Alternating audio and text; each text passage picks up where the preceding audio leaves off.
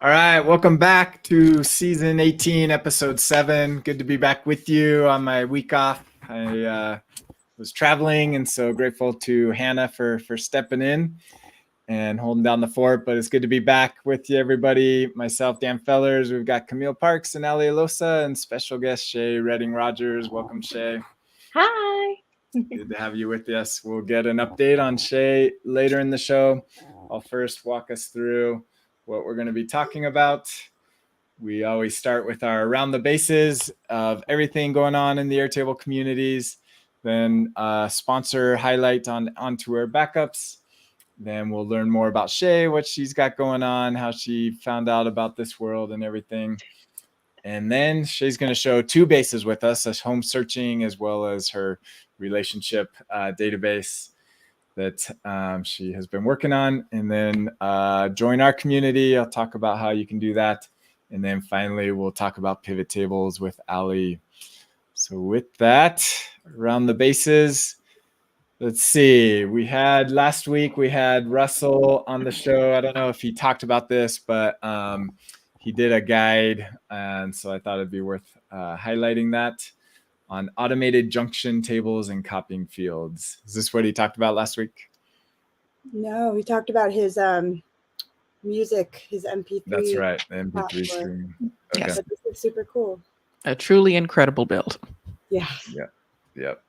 So anyways, a good guide here posted on the Airtable community. So you could check that out for some automating junction tables and copying fields.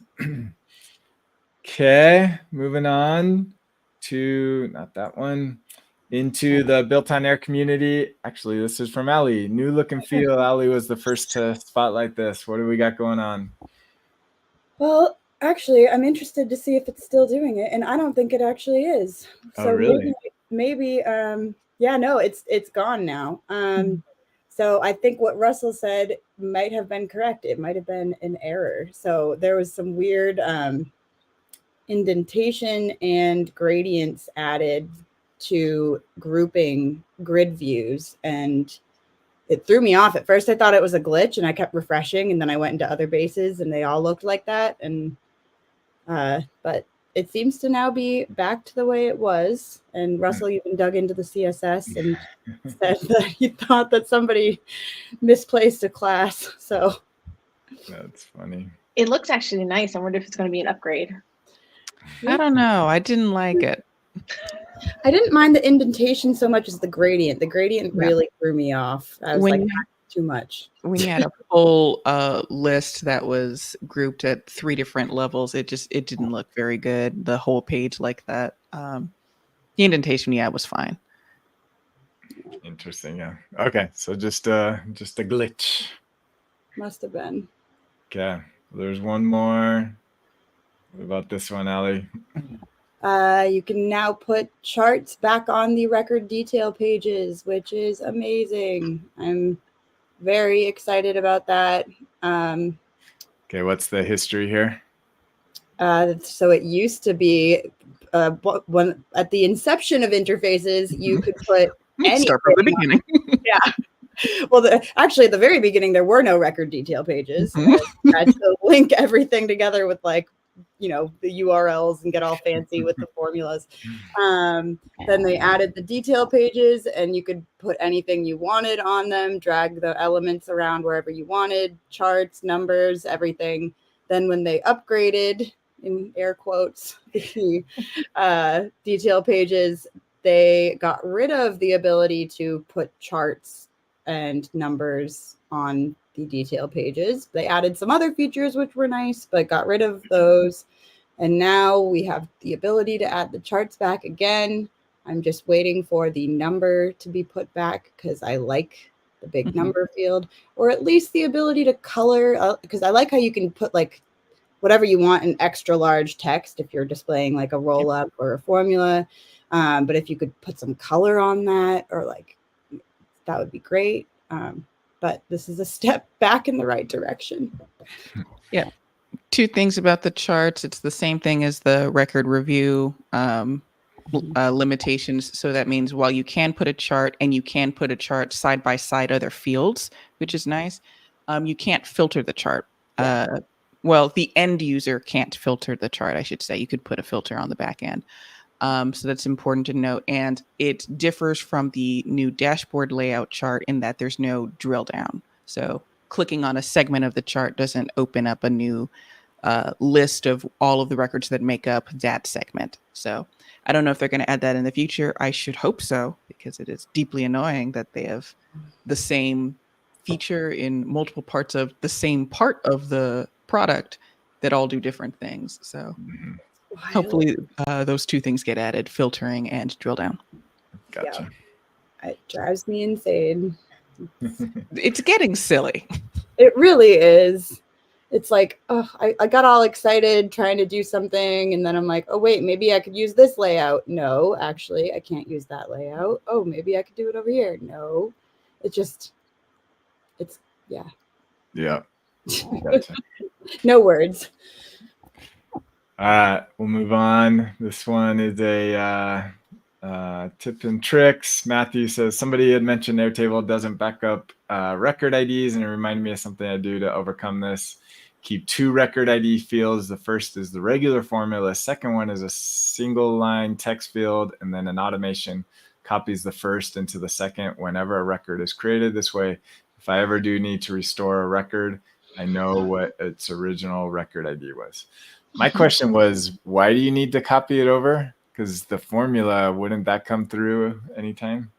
Well, it would. However, if you open up your snapshot history and create a base from a snapshot, that snapshot, the record ID formula is going to update to that new record ID. So if you wanted to match records, like if you wanted to export a CSV of your snapshot and import it back into the real one, the record IDs are all going to be different, which is not necessarily a bad behavior because it's a new record. It should have its own new record ID, but there should be some way to match it to the original, and that's not added for you. So what Matthew is saying is it allows you to back up, and it's also same practice in theory. If you have base A synced to base B, and in base A, you want a link that goes to that record in the child base B, you could use the same practice to, in base B, copy the record ID into a field that's synced back to the original, so you can have links going both ways. Mm-hmm. Yeah, Yep. I always bring over the source record ID whenever I'm syncing a table. Mm-hmm. Oh, I need to know more about that. The source ID is like critical, but the child ID is something that we don't always sync back up. Yeah. But you can sync it back up using the same method. But it has to be a copied single line field, not single line text field. And what I like to do is turn off edit permissions so that someone doesn't accidentally like clear it out. Yeah, that's a great trick. Kavan Thank talked you. about her Airtable script, also including the base ID and the table ID as well, using her script. So then you even have more that you can link back to if needed. Yep. So yeah, definitely comes in handy. I actually realized that just reminded me, this is totally random, but you know how you could take a record ID and paste it into a linked record field and have it just match up to the right record? Yep. You could do the same thing with the record URL. You can search, if you have the whole URL and you pull up the record picker to find it and you paste that whole entire URL, it will find the right record. Oh. Interesting. So it can parse the URL to get the record ID. Mm-hmm. I don't know why they thought of that, but I'm glad they did. Yeah, it's come in handy before when I just like don't feel like getting just the record ID. I like just click the three little dots and say copy record URL, and then That's cool. There's a nice trick for the day. Mm-hmm. Here's one more from Alex. So it looks like so I guess he was a fan of IFTTT. I used that years ago. I didn't know it was still around, but I think it's more for like physical devices talking to each other. But I guess you have to pay now for their webhooks. So here's an alternative: HTTP request shortcut apps. that you can get apparently just for Android. So Right. that's of use to anyone. Okay, Justin says, I can count on one hand the number of times I've needed the workday diff function. Now that I need it, it appears to be broken, or maybe I found an undocumented feature. If I use the function to compare two dates from date fields, it works fine. The moment I try to use now or today as one of the dates to compare, it spits out error. Is this normal? Don't see any reference. And let's see, it says in the date field, in comparing against, I've turned on the use the same time zone for all collaborator features. Apparently Workday Diff doesn't like this setting when comparing against the current daytime and just chokes. It doesn't care, but I need it to specifically track workdays. Or daytime diff doesn't care, but Workday Diff does. Huh. Interesting. That I is have not noticed this. I noticed the other day I was doing a replacement in a formula, replacing date time diff with workday diff, and the order in which it asks for the two dates is flipped. The other way around, yeah. Yeah. And it drives me crazy. There's a reason why, after all of these years, I never know the order in which I'm supposed to put the two dates in any of the date like calculations, workday diff, date diff, even sometimes date add.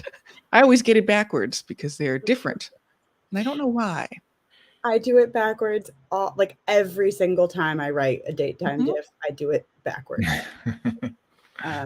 But Very yeah, good. workday diff. And also I noticed that the result, I haven't looked further into this, but the result of workday diff was always one day less than date time diff. Yep, it I've does seen- calculate math differently. The order is backwards and math is different. Yeah. Oh man, that's frustrating. Yeah. Maybe they'll fix a couple bugs. It looks like Airtable Tech was able to reproduce a problem, but no indication when it'll be fixed. So at least they acknowledge it. Maybe they'll go in there and be like, oh, there's all sorts of bugs in here. See, now I don't feel bad when I mess up because I never get it right. No, So it's not just me. There are some things in, like, we talk about interfaces all the time, all the new shiny stuff in Airtable. There's some stuff in old Airtable that's still a little busted. Yes. Yeah. And there, Scott says documentation in the tooltip is wrong. Drives me crazy. Yeah. So Yep. even the It's documentation- deeply confusing. It really is. Yeah.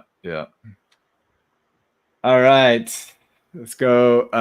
Speaking of more shortcuts, this is just on the table forums. iOS shortcuts are a great way to enter data into Airtable and iOS without opening a form or Airtable app. Here's an example how it works that you can set up yourself. So for iOS, if you're looking for shortcuts, kind of similar to we did Android, now we're doing iOS for tips on mobile. Shortcut apps is built in on the iPhone. Okay, going to X or Twitter. Here's an interesting one. Sam, who has a decent following, runs an incubator. I'm always interested when people are exploring different options, including Airtable, to see what other options are out there. So he's looking to build a ops platform, has some requirements here of what they need, kind of considering Retool, Trello, Airtable, Monday, or Notion.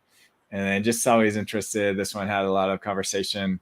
Somebody throws out Salesforce as the option. He was kind of shocked by that. Wow. Wow. Palantir AIP. I did not know Palantir had like an app building solution. So that was new. I don't have to look into that one. Interesting. Let's see what else we got. DOS, Retool, and then other people saying Glide apps, Superblocks, Palantir, Retool. Retool feels like a odd suggestion based on I use Retool, it's fine, but like I was reading the requirements and that's for like the visual layer. They have a in-house database to it, but like to me they need like a stack, and I don't know, Retool will give you a pretty page that won't do anything yet. You need a build all the logic that answers like the first 3 bullet points that were on the list. I don't know.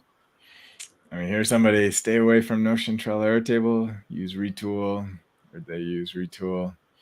What's your database? I Retool. feel like I'm going crazy. Like, I'm not Yeah. saying don't use Retool as the front end. I'm like, where's your data going? Doesn't Retool have its own database? It does, but it's just plain. It's just It's normal. Postgres, and I'm like, well, that's fine, but do you want to build this whole thing in just Postgres? Why ask? Yeah. Here's even more. Forest admin. That's a new one. And here's that one. Here's a vote for base row, open source. What else we got? Parabola, not quite what they need. These are all over the map. Parabola is a competitor to Make and Zapier. Yeah. Smartsheet. What? Oh my gosh. I need to read. I'm going to come back and look at this thread. Yeah. Retool for internal apps. So, and then, this Palantir one, I'm going to have to look into that one. I'm curious about what Palantir has. Not familiar with it. So anyways, always curious. I'd like to see what's going on outside of Airtable. Okay, next one.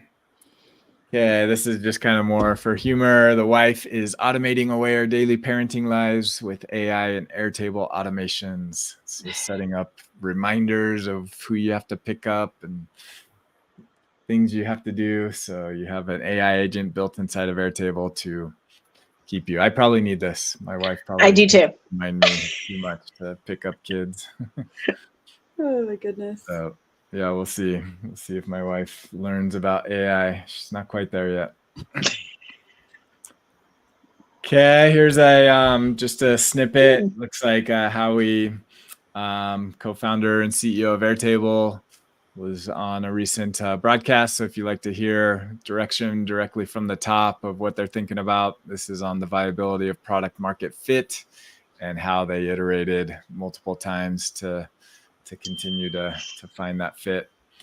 So there's that. There's also, let me do this one, another interview with CMO John Pereira, who I believe is relatively new. This interview, I think, is before he joined Airtable. He was at HighSpot. And so if you'd like to see how the executives at Airtable think, I always like to show their presentations. One more here today. I learned you can use find replace controls in the Airtable formula field configuration. Yes. This is not necessarily new. It's been there, I want to say, at least a year. It is so useful. I don't know if it's like mentioned in the documentation anywhere, but my goodness, just hitting Control F, bulk replacing stuff in very long formulas. Excellent. It says find replace controls. What does it mean by controls? Just the placeholders? They just mean the dialogue to like the thing I want to find and the thing I want to replace. But it works the way you expect. You can do case sensitive or not. You can replace one at a time. You can replace in bulk. It's just really useful if you're like, you have a similar formula that you need like 5 copies of and you like duplicate the field over and over. You could just replace the like referenced items in that formula over and over. Yeah, gotcha. Yeah, and this also works inside the scripting block as well. Scripting extension. Okay. All right, last one. Okay, this was pretty cool. Zapier AI bots now support web browsing, instant actions via chat, interactive testing and behavior setup, significant speed improvements, and full retrieval over Zapier tables, Notion, Airtable, HubSpot. I think we highlighted this in the past, but I still need to check this out. This has just piqued my interest of how, so you can write bots that query across your entire Airtable, at least base, maybe multiple bases. I don't know if anybody's played with this yet. No, but I will now. Yeah. So yeah, I definitely, it's on my list to review. Zapier, they seem to be pushing pretty aggressively into the AI, and being able to kind of communicate across all your apps and almost adding like an AI layer on top of multiple apps, which is really interesting. So, That's nice. yeah. We'll need to get somebody to do a demo of that across Airtable. All right, that concludes around the bases of what's going on. Keep you up to date. I don't believe. I'm going to do a quick check of the Airtable what's new in case we missed any feature releases. Nope, nothing new in May, so we're good. As far as we found a couple new things, but nothing that they officially released. Okay, moving on. Backups. If you are running your business on Airtable, it's best practice to back up your data outside of Airtable. We actually just released a new feature, a new approach that we're taking. In the past, we would rely on, so we back up to Google Drive, Box, and Dropbox, and each of those has an archiving solution, but there's limitations to that. So we just changed how we do our backups. We now do a unique folder for every time our backup runs. So now you can keep a history, and we can keep a much longer history than what the archiving solutions provided. And so now if you're already an OnToAir customer, you'll see a new layout, should have received an email with that information. And going forward, that also lays the foundation for Restore, which is in the works. So sneak peek on being able to restore your backup data back into Airtable. So exciting updates on OnToAir. Check it out, ontoair.com. Use promo code BuiltOnAir for a discount. With that, Shay Redding Rogers, I believe we was on our show 4 years ago. Was that the old format where it was one-on-one interview? Yeah, the last you're on. Okay, so first time on the new format. Let me let's do this. Bring you in here. So Shay, give us an update on what you've got going on and anything new in your world. Oh my goodness. Well, hello everyone and whoever's watching. I'm Shay Redding Rogers. I am an architectural photographer, still do that. It turned out to be 13 years now, which, making me feel old. I technically started using Airtable in 2017, but dabbled in it, not really knowing what it was about until 2020, which is where I meet all y'all, and got to understand a little bit more of how to use it. So I've been now doing it for 4 years and have improved amazing. I'm so proud of myself. I'm still not where you guys are, but I am a lot further than where I was before. I have, of course, the very first base that I made, which was Network Relationship Database, short. It's called NERD. And that is where I built all of my meetings that I was having with all these network groups since 2020, the world shut down. We were all online. I needed something to keep track of that. And from there, I have built more of the photography business into Airtable. And then for a quick little side thing, I have a couple people that are still in my circle that have no idea what Airtable is about. Even though I tell them that I'm doing this and how I'm doing it, I do forget that I can talk science and they are still not understanding what I'm saying. So I kind of wanted to come back on here and give you guys an update of what the nerd looks like. And then also just help me remember that sometimes, even though I have improved, there are a lot of people that I know that still don't even know what a database is. And I like to help those people to start thinking that, hey, the world really does run more on a database than what we believe it does. And I'm here to kind of walk you through it just as beginners, because I still feel like I'm there. Very good. So based in Brooklyn. So if anybody needs photography. Oh, yes. Yeah. I'm New York all the way. I basically work with architects, contractors, and interior designers. And so majority of the work is either in Manhattan, New Jersey, sometimes Connecticut and Pennsylvania. But that's my love. And Airtable has become the side love to run everything in the background. And I've been getting really good at making that work on its own and me just once in a while checking it. So, yeah. That's awesome. That's what I love about Airtable for a one-person shop running a business. It's amazing for that. Yeah. Yes. As soon as you learn how to work with it, because I still, one of my complaints was I think like an artist. I don't think like an IT person. And so with Airtable, although I love how beautiful it is and how I can make it all pretty, I still have to think like, okay, how does this database going to work? How does things link? I've gotten better at it, but I know for me, trying to still think like an artist and make the database work like I think the artist brain should work is where I'm always tripping with, but I've gotten better at figuring that out. Cool. Any questions for Shay before we move on? I think not really a question, but just like a just an interesting point in that it's Airtable is a relational database, and therefore it's more structured than what a lot of people might be used to if they're used to Excel or Sheets, and that it's mostly structured, and then like one column, you know, your dates are also text and all of that. And Airtable really does kind of force you to like, you got to pick one path for each column. So I could see how that would be difficult if you come in with something in mind of what you want to build and then having to like make those decisions up front. You can't even really start without having, you know, you have to decide on something. You can change it later, but it's not as free form as some other solutions.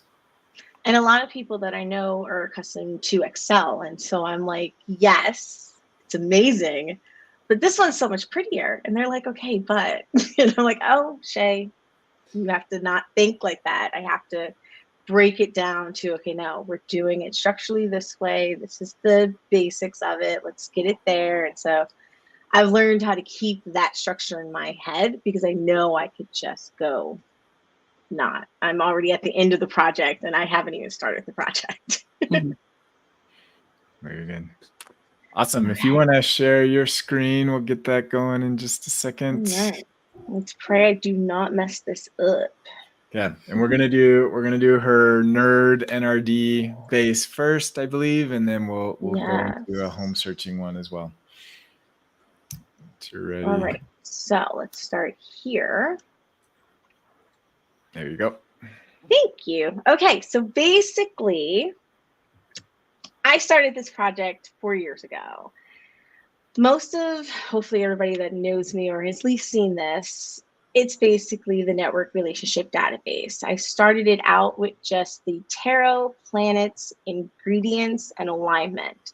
The tarot row is nothing but my to-do lists. The planets is nothing but the companies that I would be working with or that I interact with or that I meet with people and they have their companies. It's anything that has to do with the business. Then we have the ingredients, which is nothing but the people that I've met. I always believe that without them, nothing necessarily works. And so to us, we are ingredients.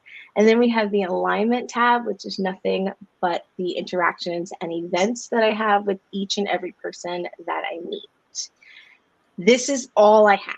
These 4 little things, and that is it. I have built it out to be a lot more, and I'm ecstatic. One of the things that I realized is that I was meeting with a bunch of people, and then sometimes they had subtitles or sub little areas within the companies. And so I broke that down and I labeled that as stars. Once you click into this, the stars is connected to the planet so that I can keep track of it and know where the locations are and if there's anything else I need to know with that person or that specific company. So that was kind of like my little, let's break that down a little bit more. The other thing that I added before I got into my photography company adding into this database was I wanted to start keeping track of all of the apps that I use, because it turned out I have about like 400 apps and I did not know that. And so I was like, yeah, I think you need to know how many services you use because you could branch out with that in a totally different side that you're not thinking about, but start cataloging that. So that's what's in here. So I wanted to show that. Majority of the time though, it's in this Kanban view because it just looks so much prettier rather than this whole list, but I have that.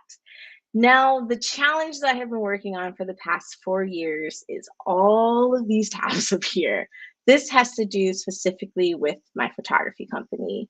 I wanted to break it down to make sure that I knew who I was sending the proposals to and when they were getting their proposals.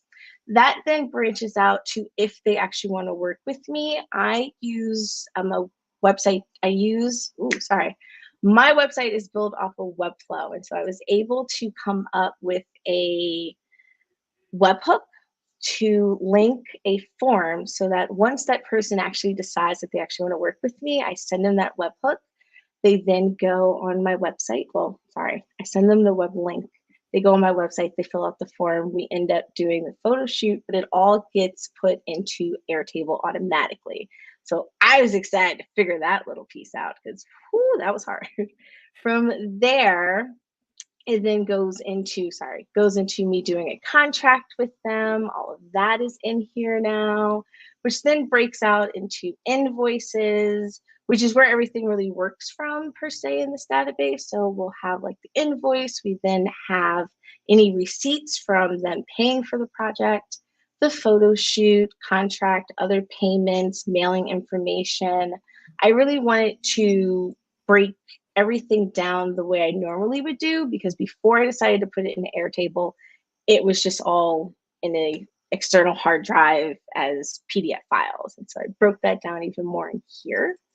We of course have the floor plans that I use, the tolls, the cars that I have to rent, all of that stuff I need to keep track for taxes purposes, which has not been added into this database yet. I still use Excel for that, but I'm working on breaking it into here.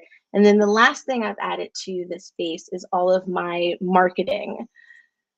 I'm praying that I could convince Airtable to work with MailChimp. If anybody's watching, I need y'all to start talking to each other, but I have to use Zapier to do this. But what it ends up happening is when an advertisement is scheduled in MailChimp, the URL link that the advertisement then turns into gets pushed into Airtable, which will also tell me how many subscribers to that mailing list it is, so I can keep track of who's in that list. And if I need to find more people to get added to, if I need to market in a certain way, I now have a place where I can see those numbers, which 4 years ago, I had no idea that I needed to keep track of any of this. And now that I do, I'm like, oh, I feel smart, so smart. So this is what I basically work out of every single day, and I love it, and I can understand it, and I can keep track of it, and my brain feels amazing. But everyone that I know, that I love, I talk to them about databases, and they just don't get it. And so I decided that I would try to remember the basics for everything. And I had a relative that was looking to move, and I was like, okay, tell me what you need to move, because I didn't quite feel that they were thinking it correctly, and you can't quite tell them that. So I was like, talk to me. And all the person kept saying was, I need a good schooling for my kid. And then I want this certain house. And I was like, let's break it down and let's look into schools. And so I ended up coming up with a quick little database, basic for the person, and they loved it. They understood. It was not overwhelming for them. And then it hit me that, yes, I've been doing this for 4 years now, but I still have a lot of people around me that just need to know the basics. And if I could build something simple, then you never know where that might take them to start doing their own databases with their whole thing, because that's kind of how I started with this. Nerd was just 4 things, and it has expanded to more.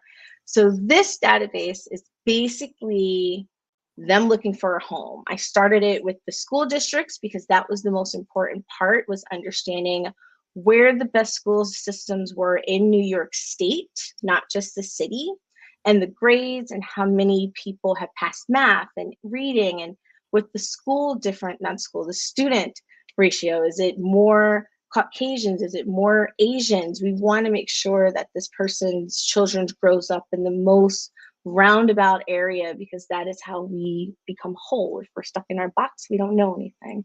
So I ended up building this. From there, I was like, okay, I know where the school is. Let's now go and do the house. Now, of course, that's all the person was thinking about was the house. They wasn't thinking about the school. So I made that the first view.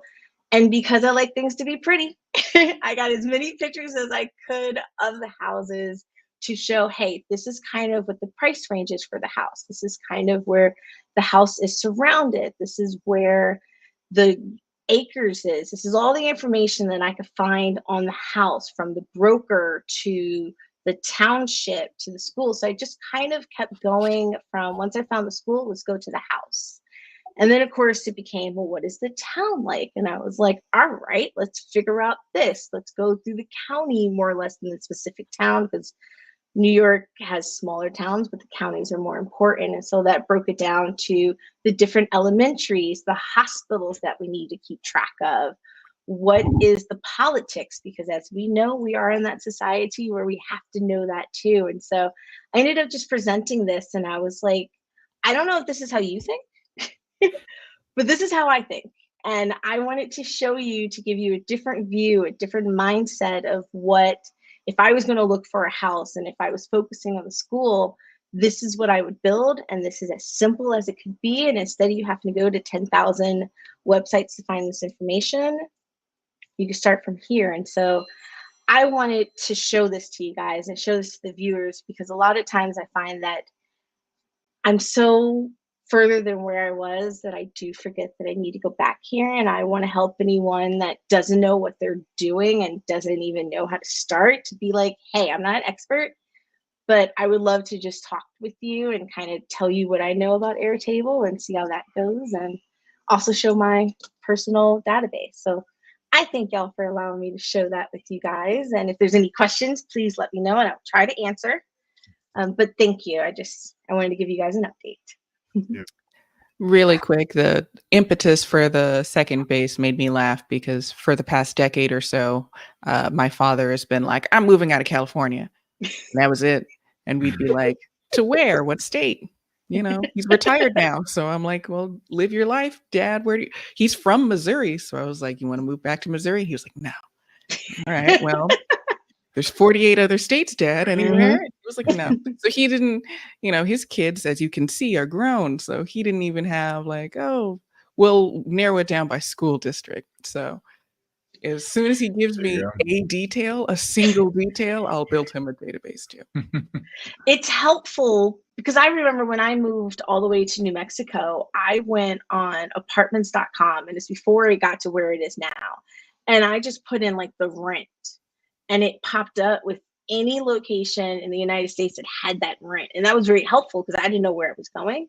I just knew I didn't want to be in New York anymore. And so that database, who would have thought that that's really a database, but it is, helped me find a location based on one thing. Now I'm a lot older and I know that there's a lot more that goes into it than just how much can I pay for it.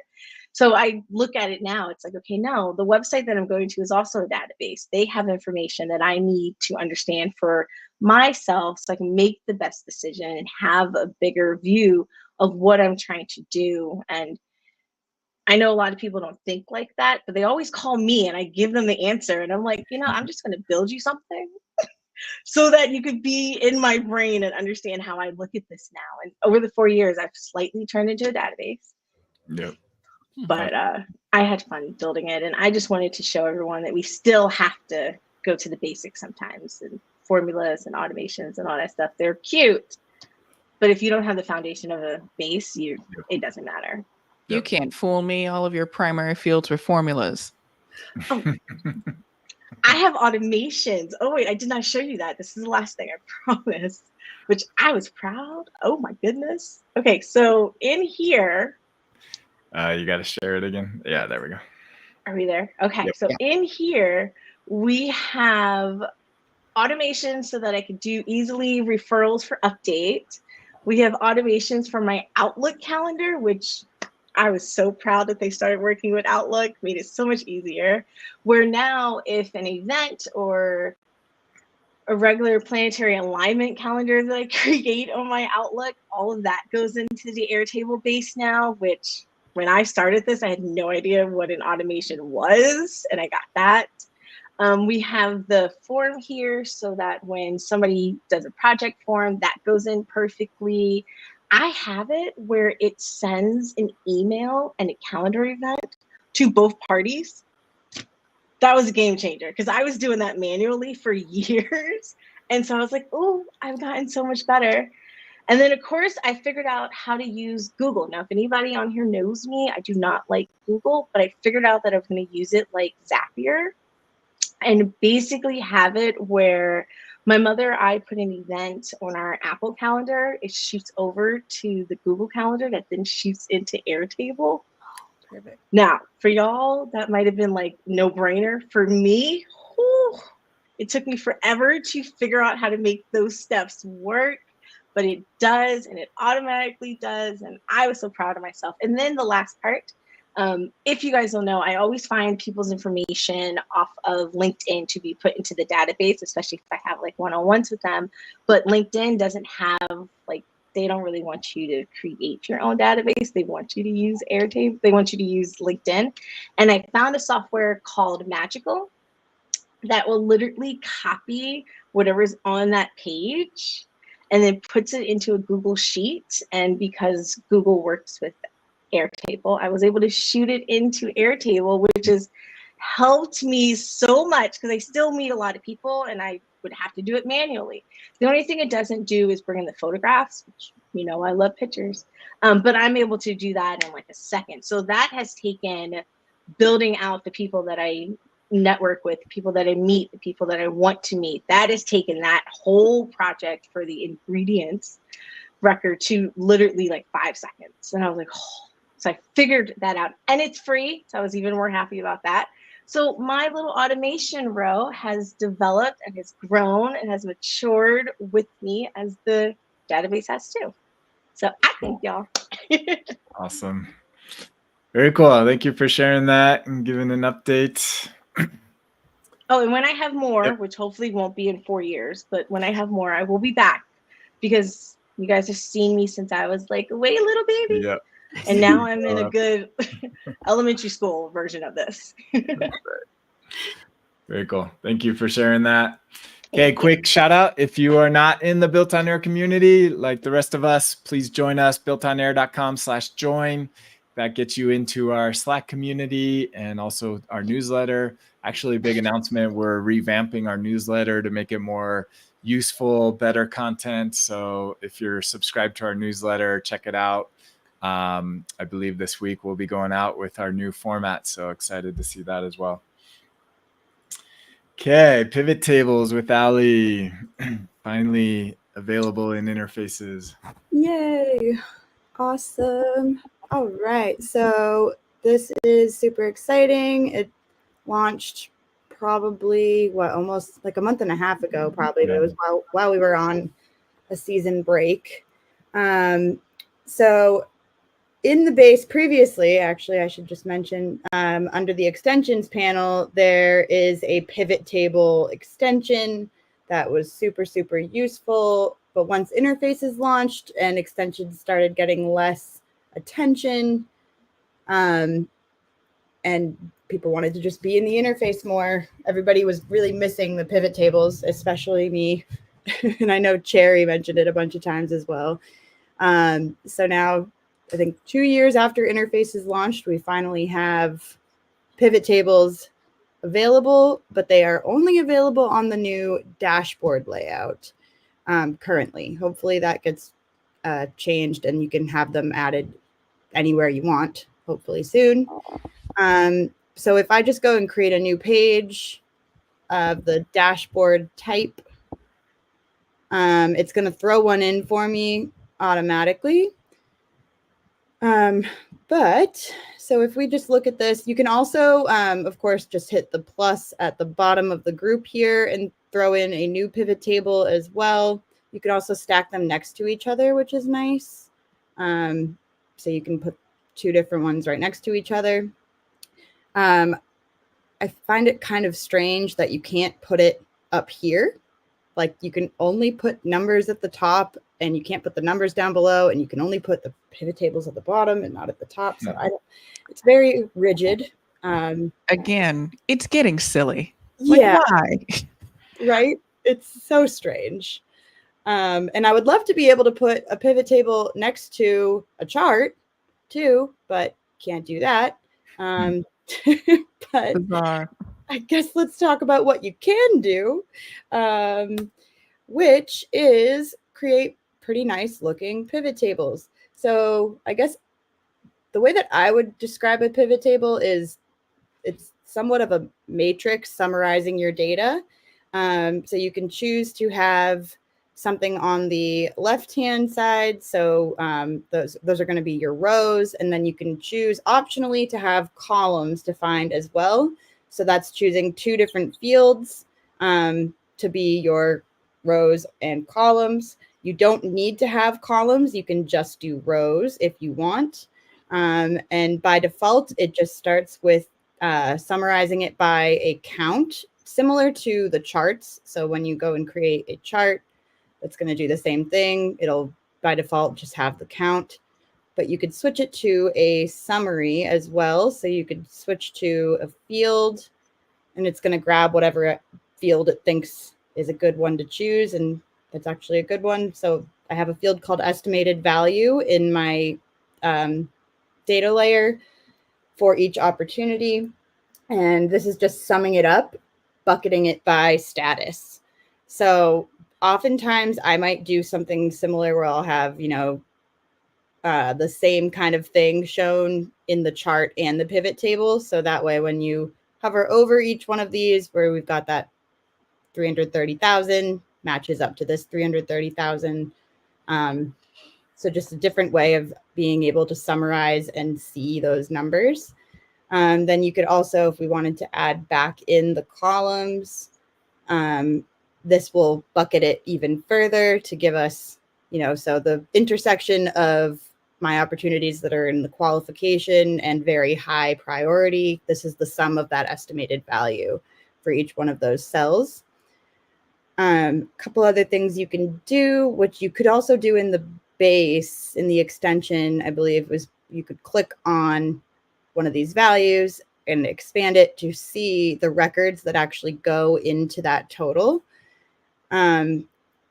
This is kind of like a new page that's specific to the pivot table. So when you go back, you could also click this expand and it'll bring you to the same kind of bigger page, which is really nice.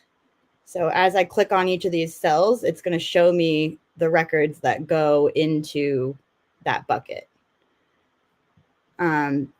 Last thing I'll show is you can also sort this by whatever you want. So by default, it's just sorting by the group. So that would be the order of those single selects. But you could also sort it by the value. So if I want the things that have the most, I think this is going the opposite. It's hard to figure out. I'm struggling to interpret, but I think it's doing by the sum total. Yep. I know. I'm like, wait, what am I talking about here? If you look at the total column, it's that all the way to the right, the final sum is how it's being sorted. Yep, exactly. Okay, yeah. So down that way. So you can play around with it however you want those values to be sorted. And so, yeah, as if it's just one column, that's much easier to see sorting. Descending or ascending. And all sorts of fun things you can do with pivot tables.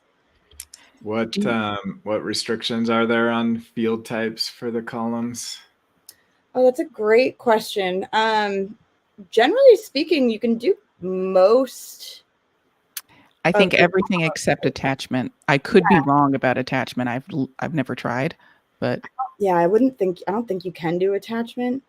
I don't have an attachment in this base, unfortunately. How does it handle multi-select when you have multiple? If you had multiple, I think it does the same thing as grouping. It doesn't split it out into. So it's the combination is a single. Yeah. Exactly. I wish there were a toggle for that. Yeah. I do too, right? Like kind of like I think it's the timeline view. You can split out multiple things into buckets. Yeah. Another cool thing you can also do, just like the charts, is if you pick a date as your field, you can bucket it.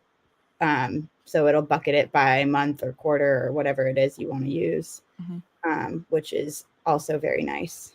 again, for consistency, in Timeline and I think technically Gantt, you can set your own custom quarters.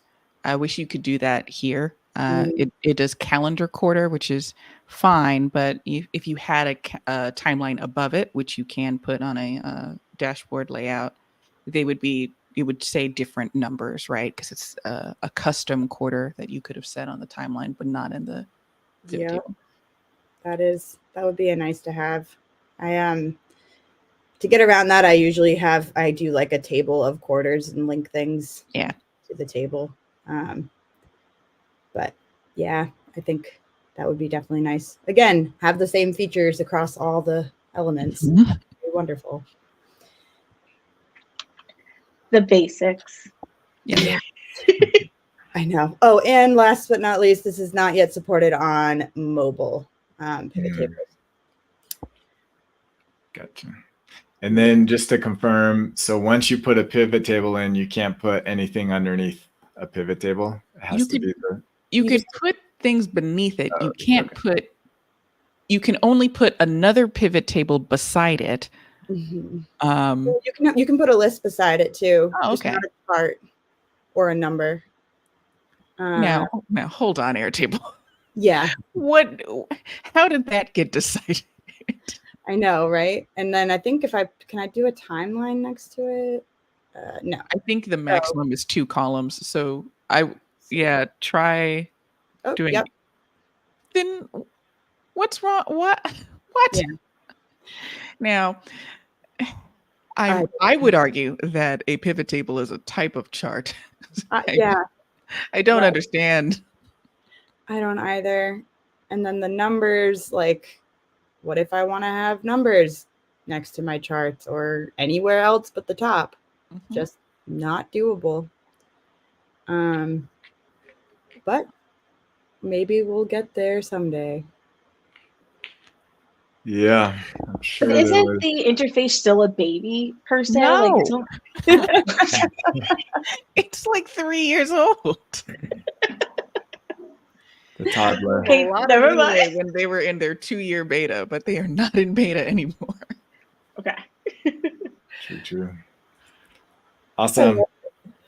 Cool. Well, thanks for sharing that, Ali. And that concludes our episode for today. We'll be back with you for our final episode of the season. Thanks, everybody, for joining. We'll see you next week. Thanks. Thank you.